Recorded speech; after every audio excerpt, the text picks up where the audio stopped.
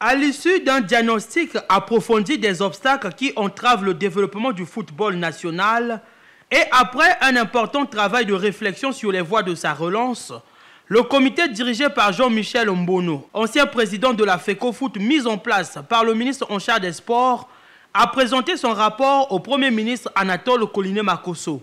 Ce rapport préconise notamment la création d'une commission de suivi et d'un conseil d'enquête. Pour Grébert Ngapi, coordonnateur adjoint, 3 priorités se dégagent. La création d'un organisme national de gestion des infrastructures sportives, le financement du football, la personnalité morale dont jouit le football au Congo est loin de s'accompagner de l'autonomie financière. Le football est en réalité sous la tutelle permanente de l'État qui se retrouve lui-même en grande partie le pourvoyeur unique des fonds. D'où la nécessité d'impliquer d'autres acteurs. Le statut du football congolais.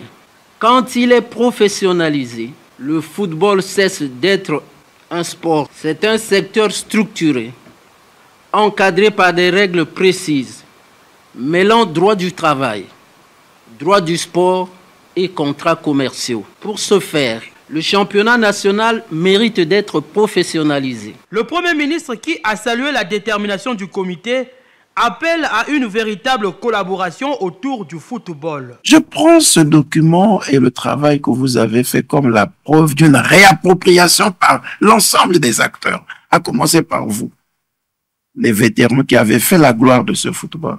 Je nous appelle donc tous à l'humilité pour que nous nous mettions réellement autour du président Denis Sassou Nguesso, grand sportif, pour le salut du football. Et parce que vous savez que même lorsqu'il nous est arrivé de récolter quelques lauriers dans le cas du football ici, c'est le président qui s'est investi personnellement. Je fais allusion aux résultats que nous avons eu en 2007 lors de la CAN Junior. Et bien entendu, j'insiste encore sur 2015 avec l'organisation des Jeux africains. Vous avez dit qu'il faut ouvrir à d'autres partenaires.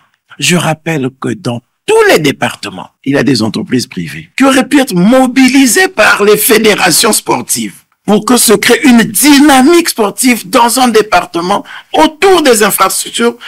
Donc, nous n'avons pas le droit de décourager cet homme qui a consacré toute sa vie au profit de son pays et particulièrement au profit de sa jeunesse et qui aura mis autant d'investissements qu'on n'a jamais eu dans notre pays dans le cas du sport.